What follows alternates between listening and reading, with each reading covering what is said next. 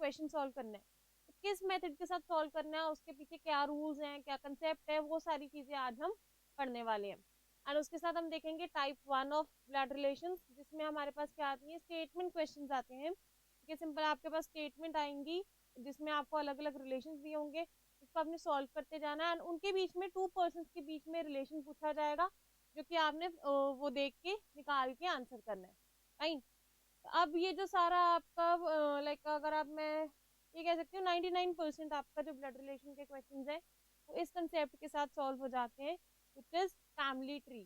तो this is very important. तो सबसे पहले तो हम स्टडी करते हैं कि फैमिली ट्री क्या होता है, उसको कैसे बनाना है हमने, एंड उसको एनालाइज कैसे करना है, उसमें चीजें फिट कैसे करनी है, स्टेटमेंट को इंटरप्रेट करके हमें कैसे ड्रॉ करना है उसको। ठीक है, तो चलिए देखते हैं।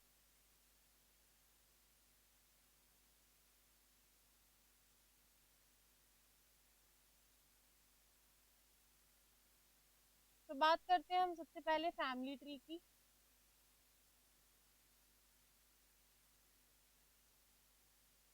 अब फैमिली ट्री आपने देखो कभी कभी ऐसे वैसे भी इमेजेस देखी होंगी है ना अपने अपनी लाइफ टाइम में। जैसे क्या होता है, सबसे ऊपर जो होते हैं वो हमारे बड़ी जनरेशन वाले लोग होते हैं, जैसे हमारे सबसे ऊपर हो गए ग्रैंड पेरेंट्स, फिर आगे उनके बच्चे मतलब हमारे पेरेंट्स, फिर आगे उनके भी बच्चे मतलब हम, फिर आगे हमारे से भी छोटे वाली जनरेशन मतलब हमारे बच्चे।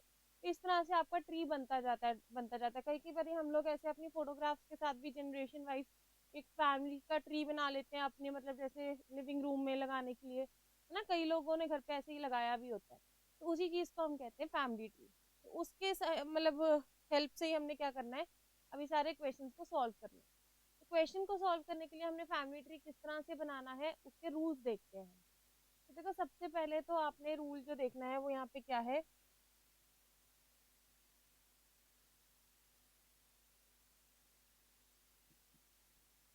दैट आपको जब ट्री बनाना है तो आप कैसे बनाओगे, जनरेशन वाइज अरेंज करोगे पहले तो सेंटेंसेस में जो भी रिलेशन गिवन है। जनरेशन वाइज अरेंज करने का मतलब क्या है, जैसे फर्स्ट जनरेशन में आप लोग अपने ग्रैंड पेरेंट्स को अरेंज करोगे, फाइन। सेकंड जनरेशन में ग्रैंड पेरेंट्स से नीचे आपके पेरेंट्स अरेंज हो जाएंगे। थर्ड जनरेशन में, हाँ जी, पेरेंट्स के बाद आप लोग खुद, आपकी generation. And fourth generation if required, देखो मैक्स टू मैक्स 4 जनरेशन तक का क्वेश्चन चला जाता है आपका, तो आपसे भी नीचे आपकी चिल्ड्रन की जनरेशन। इस तरह से आपकी बनेगी जनरेशन। आई होप जनरेशन सबको क्लियर है ना। जनरेशन का मतलब कहता है जैसे आप हो गए, आपके सिबलिंग्स, ब्रदर सिस्टर कजन्स वगैरह, ये सारे क्या हो गए, आप एक जनरेशन के हो गए। आपसे एक जनरेशन अबव अगर मैं बात करूं तो आप किसकी जनरेशन होगी, आपके पेरेंट्स की, आपकी अंकल आंट की, है ना, ये सारे आपसे एक जनरेशन अबव हो गए। अगर मैं 2 जनरेशन अबव बात करूं तो दैट मीन्स आपके ग्रैंड पेरेंट्स वगैरह, है ना। तो इस तरह से चलती है हमारी जनरेशन। अब जब हमारे पास रिलेशन दिया जाएगा टू पर्सन के बीच में, है ना, लेट्स से इसने बोला A is the father of B. अब ए फादर ऑफ बी है, तो इसमें से हमने ये देखना है कि बड़ा कौन है और छोटा कौन है। अब वो हम क्यों देखेंगे, जो बड़े वाला पर्सन होगा जनरेशन में उसको ऊपर रखेंगे, जो छोटे वाला होगा उसको हम नीचे रखेंगे। तो अगर हम बोल रहे हैं ए इज फादर ऑफ बी, तो ए ऊपर होएगा, बी एक लाइन लगा के नीचे हम बी लगा देंगे। इस तरह से हमने जनरेशन को दिखाना है। क्लियर हो गया फर्स्ट पॉइंट।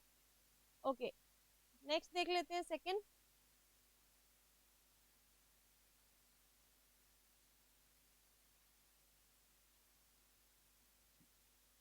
डिनोशंस कैसे करनी है, फाइन।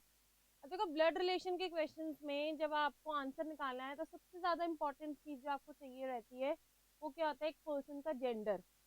क्योंकि जब तक एक बंदे का आपको जेंडर क्लियर नहीं होएगा आप उसके लिए एक डेफिनेट आंसर तक नहीं पहुंच पाओगे कि वो एक्चुअली में दूसरे पर्सन का क्या लग रहा था। जब तक हमें यही क्लियर नहीं है कि वो मेल है या फीमेल है, हमारे पास ऑब्वियसली 2 आंसर्स तो आएंगे ही आएंगे, है ना। अब देखो यहाँ पे जब जेंडर आपने दिखाना है, किस तरह से मैं क्या चीज यूज करती हूँ, जब भी उसने क्वेश्चन में किसी मेल के बारे में बात करनी है,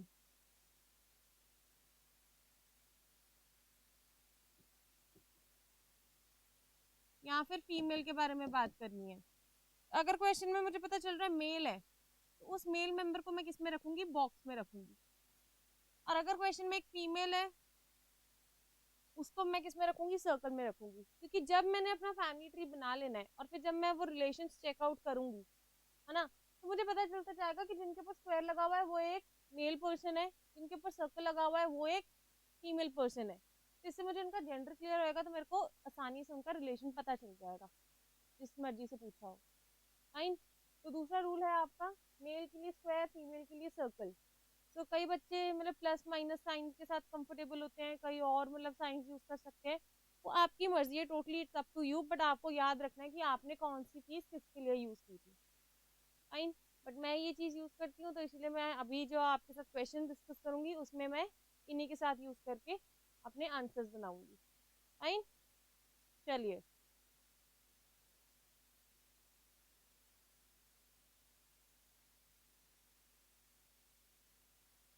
ओके। अब थर्ड थिंग आपकी आती है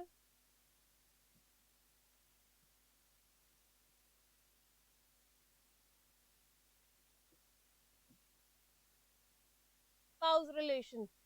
फाइन। अब ये जो आपने स्पाउस रिलेशन दिखाना है, स्पाउस का मतलब क्या होता है, पहले तो आप वो चीज याद रखना। Spouse means husband and wife relation, ठीक है, कपल। अब देखो, जब हमें ये चीज बनानी है तो उसके लिए मुझे क्या चाहिए, एक तो चाहिए लड़का, एक चाहिए लड़की, है ना, मेल एंड फीमेल, तभी हस्बैंड एंड वाइफ बनेंगे। अब जब इनको मैंने दिखाना है, तो देखो एक लड़का और जो लड़की है वो भी, उसको मैं सेम लाइन में रखूंगी ना, क्योंकि हस्बैंड और वाइफ की जनरेशन क्या होती है, सेम ही होती है, ऊपर नीचे तो हम इनको करेंगे नहीं, एक ही जनरेशन में रखेंगे। इनके बीच में अगर आप डबल लाइन लगा देते हो, तो ये जो डबल लाइन है वो आपको क्या दिखाएगी, ये डिनोट करेगी कि ये क्या है, कपल है। तो देखो ये थोड़ा सा राइमिंग भी बनता है, डबल कपल। तो जहां जहां जिनके बीच में डबल लाइन लगी होगी वहां पे आपको इजीली पता चल जाएगा कि ये लोग क्या है, कपल है आपस में। क्लियर। ओके, नेक्स्ट देखते हैं फिर।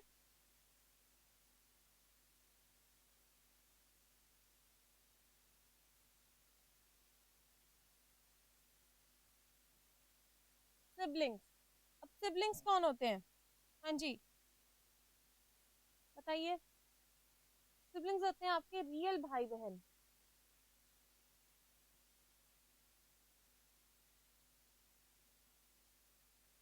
ठीक है, real brother and sisters. Cousins को आप सिबलिंग्स नहीं बोलोगे। फाइन। अब अगर सपोज मुझे एक बहन और भाई दिखाने हैं, फाइन, तो देखो एक बहन और एक भाई, मतलब एक लड़की और एक लड़का, सेम जनरेशन में होंगे वो भी, कि भाई बहन हम एक सेम जनरेशन के होते हैं ना। तो इनके बीच में अगर मैं सिंगल लाइन लगा दूं, सिंगल लाइन क्या डिनोट करेगा, आपके ये कौन है, सिबलिंग्स है। क्लियर, बात समझ आई। ओके। अच्छा, अगर सपोज मैंने कजन्स दिखाने हैं, तो कजन्स के लिए मैं क्या चीज यूज करूंगी। जैसे सपोज मैंने दो कजन भाई दिखाने हैं, तो मैं क्या करूंगी, दो स्क्वायर सेम जनरेशन में रख दूंगी, बट इनके बीच में लाइन नहीं लगाऊंगी। लाइन लगा दिया तो वो रियल भाई बहन भाई हो जाएंगे। अगर आप इनके बीच में लाइन नहीं लगाओगे तो वो चीज क्या डिपिक्ट करेंगे, ये दोनों आपस में क्या है, सेम जनरेशन में कजन है। क्लियर। तो ये रूल्स हैं आपके फैमिली ट्री बनाने के। ओके। तो अब अगर हमें फैमिली ट्री बनाना है, तो लेट से मैं आपके साथ एक दो पहले स्टेटमेंट्स डिस्कस करती हूँ, ताकि आपको पता चल जाए कि हमें कैसे बनाना पड़ता है। एंड फिर हम देखेंगे कि उस ट्री में से अगर हमें कोई रिलेशन निकालना हो तो वो कैसे निकलेगा। फाइन। चलिए,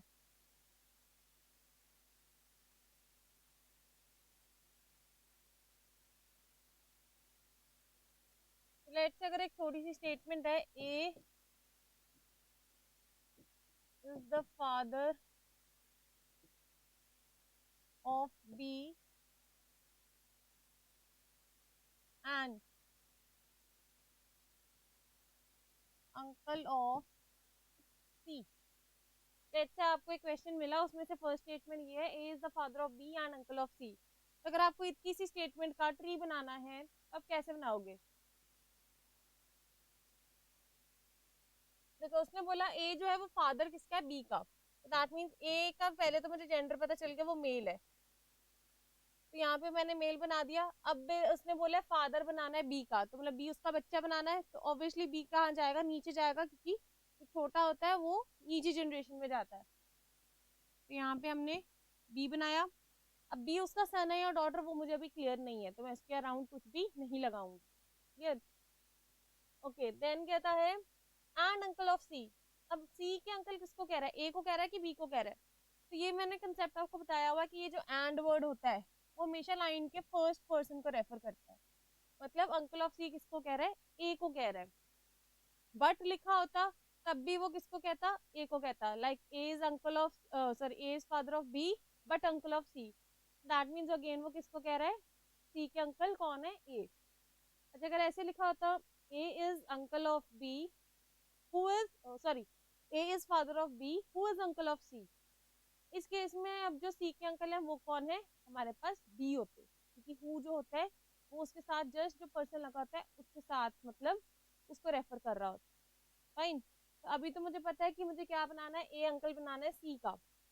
अब वही बात आ गई, अंकल होते हैं मैटरनल भी पैटर्नल भी। तो अगर आपको याद हो, मैंने आपको पार्ट 1 में बताया था nothing is mentioned in the question, आपको कोई वर्ड नहीं दिया हुआ, तो वहां पे हम लोग क्या एज्यूम करते हैं, वेरी गुड, वहां पे हम एज्यूम करते हैं कि बाय डिफॉल्ट ये कहाँ पे है, पैटर्नल साइड से ही है। तो पैटर्नल साइड से मतलब सी के कोई फादर हैं जिनके ब्रदर कौन होंगे, ए होंगे, है ना।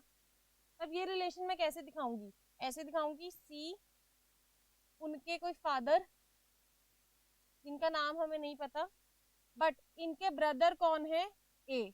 तभी सिबलिंग्स के बीच में मैंने क्या लगाया है, एक सिंगल लाइन लगाई है। इससे ये चीज क्या डिनोट करता है कि ये जो ए था वो सी के क्या लग रहे हैं, अंकल लग रहे हैं। कुछ रिलेशन आपको ऐसे डायरेक्ट दिए होंगे, कुछ रिलेशन आपको ऐसे इनडायरेक्ट दिए होंगे। आपको समझना पड़ेगा when you will make the diagram, and उन अकॉर्डिंगली जो भी वो चीज आपसे मांग रहा है वो सारा कुछ आपको शो करके फिर फाइंड आउट करना है आंसर क्या है। बात समझ आ गई सभी को ना? तो चलिए अब स्टार्ट करते हैं कुछ क्वेश्चंस के साथ। उसमें देखते हैं कि ये हमें ट्री कैसे बनाना है एंड क्वेश्चंस को कैसे सॉल्व करना है। मैं एक क्वेश्चन आपके सामने लाऊंगी, एक बार ही आप लोग ट्राई करेंगे इसको देख के, ठीक है। वो ट्री वाला जो मेथड है मैंने आपको अभी जो बताया है उसमें अप्लाई करके देखो, आपसे लगता है, नहीं लगता कोई बात नहीं, फिर मैं अभी आपके साथ डिस्कस करती हूँ कि हमने कैसे करना है ये सॉल्व। फाइन, चलिए देखिए क्वेश्चन देख लेंगे आप एक बारी।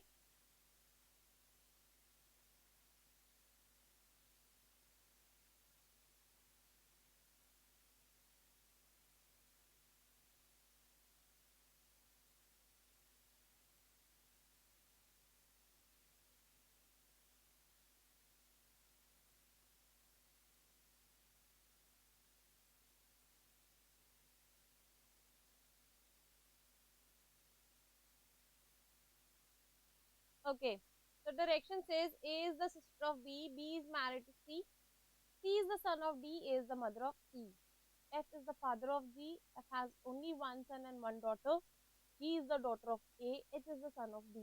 इतने सारे आपको रिलेशन दिए हैं, एक एक करके हमने उसको किसमें फिट करते जाना है, अपने ट्री में फिट करते जाना है। जब पूरा ट्री बन जाएगा तब हमें क्या देख के बताना है, that how is H related to D। Clear? चलिए देखते हैं किस तरह से सॉल्व करेंगे हम इसे। यहाँ पे उसने बोला पहली लाइन में A is the sister of B, क्या तो आपको फर्स्ट लाइन दिख रही है यहाँ पे, ए हमें सिस्टर बनानी है मतलब गर्ल बनानी है।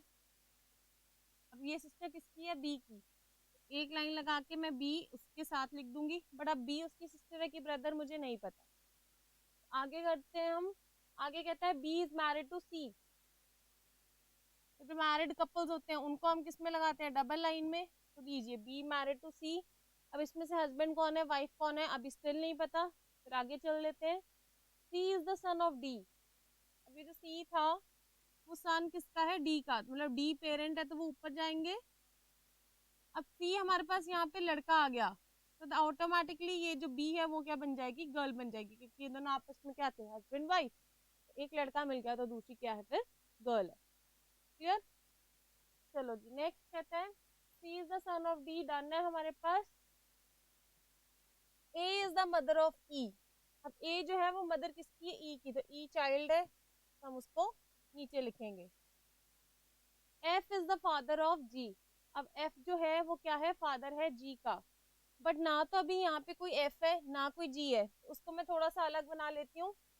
एफ फादर जी के। देन वो कहते हैं F has only one son and one daughter. अब वो कहते हैं एफ के दो ही बच्चे हैं जिसमें से एक सन है और एक डॉटर है, तो यहाँ पे दो बच्चे होंगे, पर कौन अभी डॉटर है कौन सन है वो मुझे नहीं पता। देख लेते हैं आगे। इसके बाद उसने बोला that G is the daughter of A. वो कहता है ये जो जी है वो डॉटर है, मतलब एक गर्ल है। अब डॉटर किसकी है, ए की, पर ये डॉटर तो मुझे एफ की भी दिख रही है। उसने बोल दिया ये ए की डॉटर है, तो इससे मुझे क्या समझ में आया कि ए और एफ आपस में क्या होंगे, हस्बैंड एंड वाइफ होंगे। ए के हस्बैंड एफ, और ये जो एफ की डॉटर है जी, वो किसकी डॉटर बन गई, ए की भी बन गई। अब आपको याद होगा उसने एक लाइन कही थी कि एफ के पास एक डॉटर और एक सन है, तो मतलब ये जो ई बच्चा है उनका, वो क्या बन जाएगा, उनका सन बन जाएगा और जी का ब्रदर बन जाएगा। सेटिस्फाई होगी हमारी कंडीशन। अगला देखो, कहता है G is the daughter of A के बाद H is the son of B. H जो है वो सन किसका है, बी का। तब यहाँ पे देखो ये आपका बना फाइनल ट्री, तैयार है आपका। अब इसमें से आपने देख के बताना है how is H related to D. अब देखो ब्लड रिलेशन के क्वेश्चन वैसे तो बहुत इजीली सॉल्व हो जाते हैं अगर आपने प्रैक्टिस की हो, बट मेन दिक्कत क्या आती है, देखो आप सॉल्व तो कर लोगे, आप सही आंसर भी निकाल लोगे, तो जब आपने आंसर ऑप्शन टिक करनी है ना, तब आप ये भूल जाओगे कि एक्चुअल में उसने किसका रिलेशन किससे मांगा है। यहाँ पे लिखा हुआ है एच का रिलेशन बताओ डी से। कई कई बार आप लोग क्या करते हो, डी का रिलेशन बताने लग जाते हो एच से, कि डी क्या लग रहा है एच का, और आंसर ऑप्शन में आप वो चीज टिक कराओगे। तो ये गड़बड़ नहीं करनी, तो प्लीज इसका ध्यान रखना। ये सिली मिस्टेक की वजह से आता जाता क्वेश्चन खराब नहीं करके आना आपने। तो इसने आपसे पूछा कि एच का रिलेशन डी के साथ क्या है, तो हाँ जी बताइए। ये रहा एच, ये रहा डी। एच डी का क्या लग रहा है, देखो डी का ये क्या है, सी सन, और फिर उसके सन का भी ये एच क्या है, सन। तो एच डी का क्या लगेगा, ग्रैंडसन। तो यहाँ पे आंसर ऑप्शन कौन सी टिक हो जाएगी, option number 3 which is grand. Clear हुआ, बात समझ आ गई। चलिए वेरी गुड, समझ आ गया तो अब नेक्स्ट क्वेश्चन आप ट्राई करेंगे, कीजिए कीजिए ट्राई।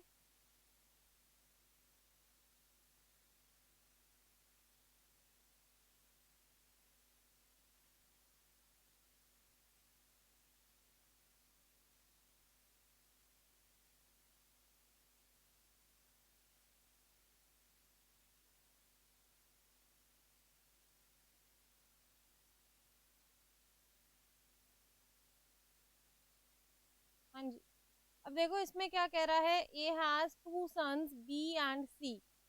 अब ए के पास कितने सन्स है, बी और सी, दो सन्स है ना। तो यहाँ पे देखो एक सन तो बन गया बी, एक सन बन गया सी, तो जो आपस में क्या होंगे, रियल ब्रदर्स होंगे। हमने एक सिंगल लाइन लगा के दिखा दिया। फिर कहते हैं B is the husband of D, मतलब डी उसकी क्या हो जाएगी, वाइफ।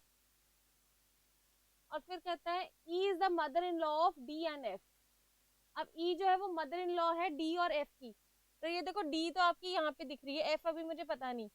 डी की मदर इन लॉ मतलब डी की मदर, और फिर ऊपर ऑलरेडी एक पेरेंट हमारे पास क्या है, ए, तो दैट मीन्स वो फिर क्या हो जाएंगे, फादर। और इनकी वाइफ फिर कौन हो जाएगी, ई, ताकि वो मदर इन लॉ किसकी बन जाए, डी की।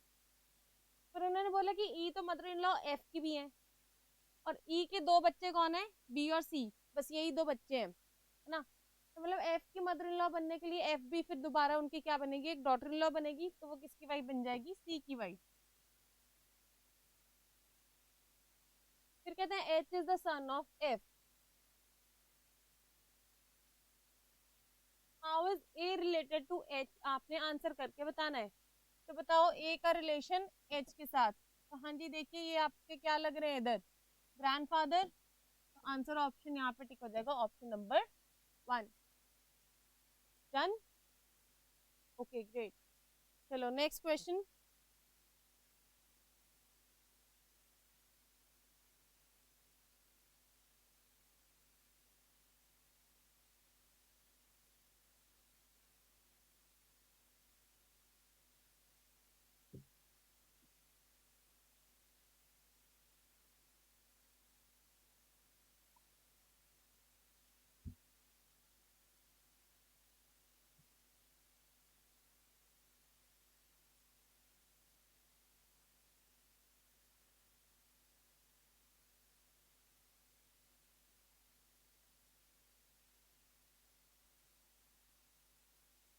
हाँ जी, सो आई होप आप लोगों ने कर लिया होगा ये क्वेश्चन। अब हम देखते हैं P and Q are brothers of are.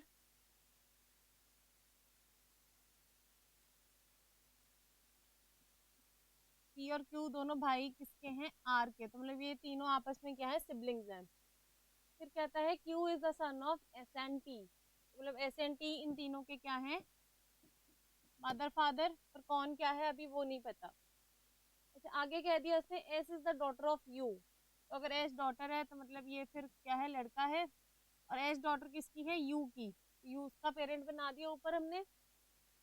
A is the father in law of T. T के फादर इन लॉ मतलब एस के फादर। ए क्या हो जाएंगे? Father of S. और यू क्या हो जाएंगी? Mother of S. B is the son of U. U का एक और सन कौन है इधर? बी। एक तो उनकी डॉटर थी एस, सन बन गया बी। तो पूछना how is R related to B.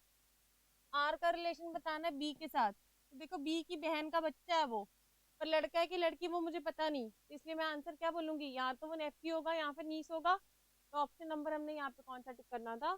1। हाँ जी, क्लियर हुआ? चलिए बहुत अच्छी बात है, जो क्लियर हो गया तो अगला देखते हैं फिर।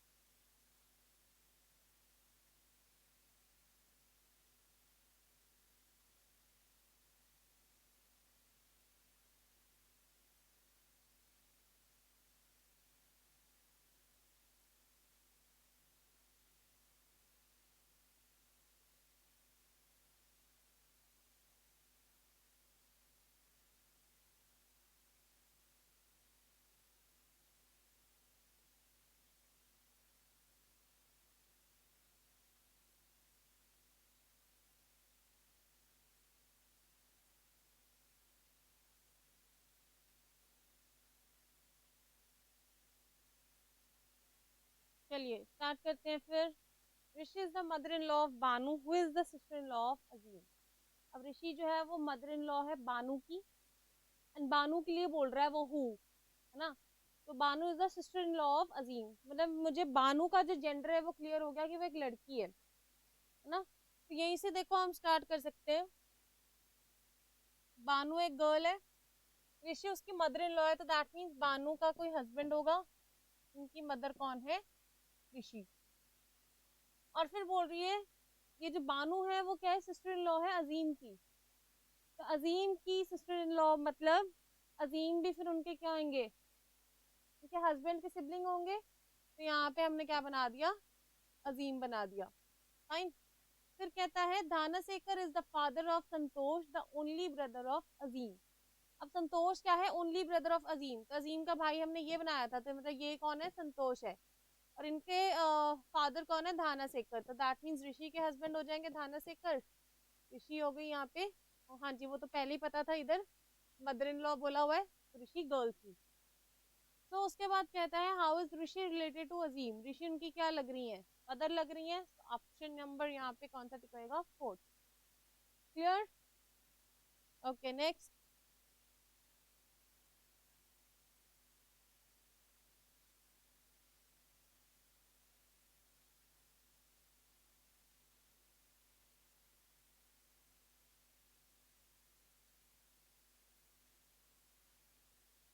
हाँ जी, कहता है there are 6 persons in a family A B C D E F, C is the sister of F. तो सी जो है वो सिस्टर किसकी है, एफ की। B is the brother of E's husband. अब बी जो है वो ब्रदर किसका है, ई के हस्बैंड का, मतलब कोई ई का हस्बैंड है, उसका ब्रदर कौन है, बी है। फाइन। देन कहते हैं D is the father of A and grandfather of F. अब एफ के ग्रैंडफादर मतलब एफ के फादर के फादर कौन है, डी। और उसने बोला डी जो है वो फादर किसका है, ए का। तो हो सकता है ए ये वाला पर्सन हो सकता है इसका कोई सिबलिंग हो, ठीक है। पर वो कहता है कि there are only 2 fathers 3 brothers and a mother in the group. तो अगर देखो ये चीज हमें फिट करनी है, तो एक तो पहले मुझे ये 3 पर्सन भी किसी जनरेशन में फिट करने हैं। अगर मैं 3 पर्सन ये ऊपर वाली जनरेशन में फिट कर दूं, फाइन, तो क्या हमारे पर्सन, ये जो हमारे 6 पर्सन की फैमिली है वो सेटिस्फाई होगी। तो देखो अगर मैं यहाँ पे ऐसे कर दूं, डी यहाँ पे बना दूं और उसकी मैं यहाँ पे फिर वाइफ बना लूं ई, और फिर उसका ब्रदर बना दूं बी, तो क्या हमारी सारी जो यहाँ पे ग्रुपिंग है वो पूरी हो पाएगी, नहीं हो पाएगी। हमारे को क्या चाहिए, 2 फादर्स चाहिए, 3 ब्रदर्स चाहिए और मदर भी चाहिए।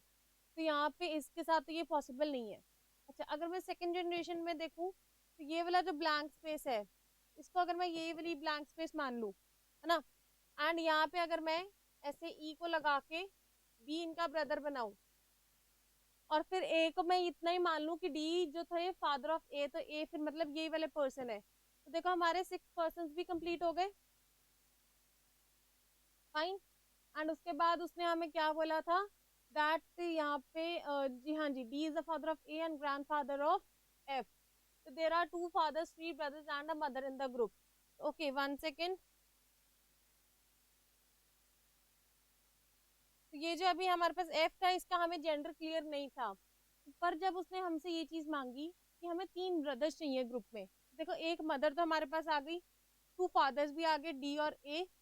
अब 3 ब्रदर्स चाहिए, वो कैसे आएंगे, 2 तो ब्रदर्स ये हो गए बी और ए। अब सी का एक सिबलिंग जो है उसको अगर मैं मेल बना दूं तो वो भी क्या बन जाएगा, ब्रदर बन जाएगा ना। तो टोटल फैमिली में मेरे पास कितने हो गए ब्रदर्स, हाँ जी 3 ब्रदर्स हो गए।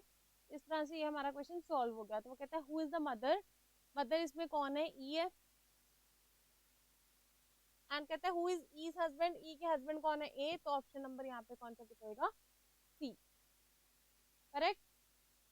ओके जी, नेक्स्ट करेंगे फिर आप ट्राई।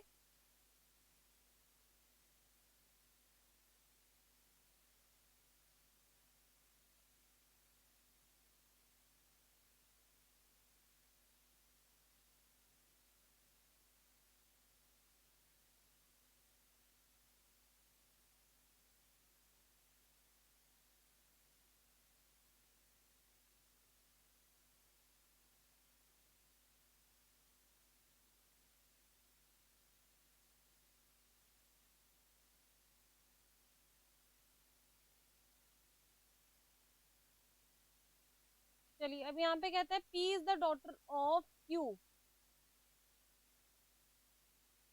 पी जो है वो डॉटर किसकी है, क्यू की। R has only 2 children P and S. अब आर के वो कह रहे हैं सिर्फ 2 चिल्ड्रन है, कौन, पी और एस। मतलब पी का कोई सिबलिंग है एस, और आर यहाँ पे फिर क्या बन जाएंगे, आर और क्यू कपल बन जाएंगे, ठीक है। देन कहता है T is the brother of you. अब टी जो है वो ब्रदर किसका है, यू का। चलो कोई बात नहीं, अभी साइड पे बना लेते हैं टी ब्रदर यू का। फिर कहते हैं S is married to V. S की शादी हो रखी है किससे, वी के साथ। लो जी, आर हैज ओनली 2 डॉटर्स। अब आर के सिर्फ 2 डॉटर्स ही हैं, ठीक है। मतलब सन हो सकता है, ओनली 2 डॉटर्स हैं उनके पास। W is the mother of Q. अब डब्ल्यू जो है वो मदर किसकी है, क्यू की। T is married to P. अब ये जो टी है वो मैरिड किससे है, पी के साथ। लो जी, टी मैरिड टू पी, और पी के यहाँ पे सिबलिंग कौन थे, यू। फिर कहता है W is married to X. अब डब्ल्यू की शादी किससे हुई हुई है, एक्स के साथ। एक्स मतलब उनके हस्बैंड हो जाएंगे। R is the son of Y. अब ये जो आर है वो सन किसका है, वाई का। तो यहाँ पे देखो आर सन किसका हो गया, वाई का, तो मतलब इनके पेरेंट कौन है, वाई है। एंड उसके बाद जब उसने बोला था आर हैज ओनली 2 डॉटर्स, तो आर की देखो वो बोल रहा है कि सिर्फ 2 डॉटर्स ही है, दैट मीन्स एक तो एस थे और एक पी थे। तो अगर यहाँ पे देखें हम सिर्फ ये 2 बच्चे बन रहे, तो एस भी फिर क्या बन जाएंगी, उनकी डॉटर बन जाएंगी, वी उस हिसाब से बॉय बन जाएंगे, फाइन। एंड यू और वाई का अभी तक हमें जेंडर क्लियर नहीं हुआ। तो यहाँ पे पूछा who among the following is the father of Q, Q के फादर इनमें से कौन से हैं, मुझे क्लियरली दिख रहा है एक्स है, तो ऑप्शन नंबर यहाँ पे टिक कर देंगे हम, D option which is x. Clear, हाँ जी। चलिए लास्ट क्वेश्चन, आई होप आपको ये स्टेटमेंट वाले क्वेश्चन समझ आ रहे होंगे, आपसे सॉल्व हो रहे होंगे, है ना, कोई दिक्कत तो नहीं है। चलिए इस टाइप का ये लास्ट क्वेश्चन है, फटाफट से सॉल्व करेंगे आप लोग।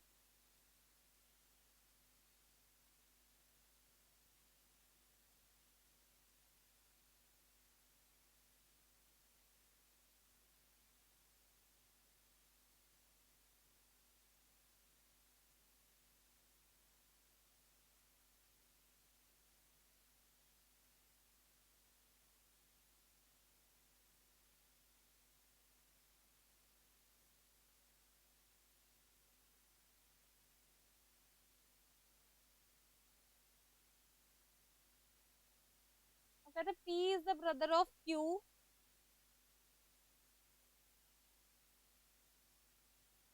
then Q is the mother of R, okay sorry Q is the mother of R, तो R आपका जाएगा नीचे। R is the sister of S, S is married to T, then U is the father of Q,